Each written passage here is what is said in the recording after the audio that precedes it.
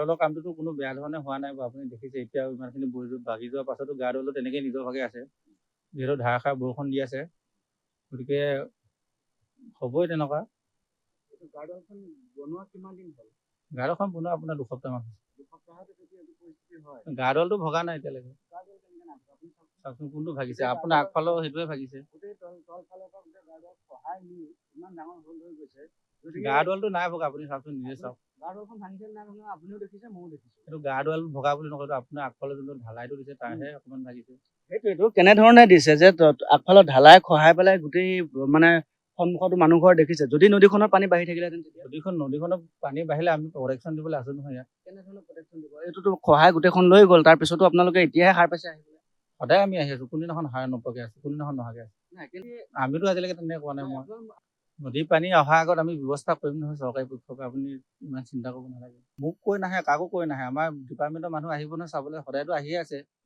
যি ভুল হ'ব দেখা যাব, সেইখিনি সমাধান কৰিবলৈ মানুহ সদায় আহি আছে। কামটোতো আজিয়ে নহয়, যোৱা বছৰৰ পৰা কৰিয়ে আছে।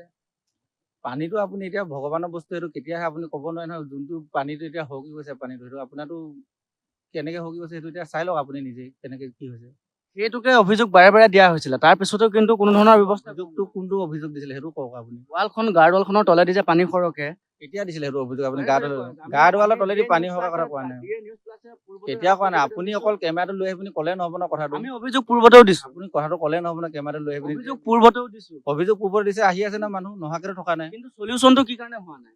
সলিউশ্যনটো কৰিবলৈতো আমি সদায় আহি আছো, সলিউশ্যনটো দিবলৈতো সদায় থাকে মানুহে আহি আছে ইয়াত। কিন্তু আপুনি কোনডোখৰত ভাগিছে আপুনি দেখাওকচোন, আপোনাৰ দেখাওকচোন আপুনি কোনডোখৰত ভাগিছে। আপোনাক সেইটো দেখাই দিয়ক। আপুনি সোঁফালে যদি আপোনাৰ যায়, তেতিয়াও আপুনি দেখাব পাৰে আপোনালোকে য'ত কাম আৰম্ভ গাৰ্ডৱালৰ পানী তলেদি যিহেতু হকিছে, সেইটো কাৰণেহে গাৰ্ডৱালৰ আগফালে যোনটো ঢালাই সেইটো ভাগিছে। গাৰ্ডৱালখনটো হৈ পৰা নাই। কিন্তু গাৰ্ডৱালখন খহোতেও বেছি সময় নালাগিব। নালাগে, নিশ্চয় নহওকে। আপোনালোকৰ ভুলৰ বাবে এই ভুল বুলি কেনেকে আপুনি ক'ব পাৰে? কেনেকে ভুল হ'ব?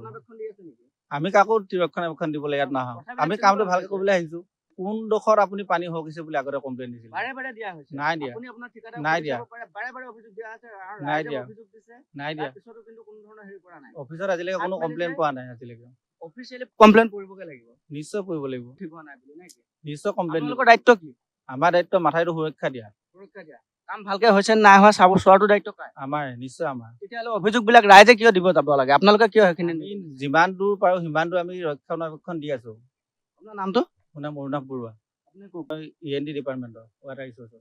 যিকোনো খবৰৰ বাবে যোগাযোগ কৰক 7099017330 লগতে 7099017110 নম্বৰত।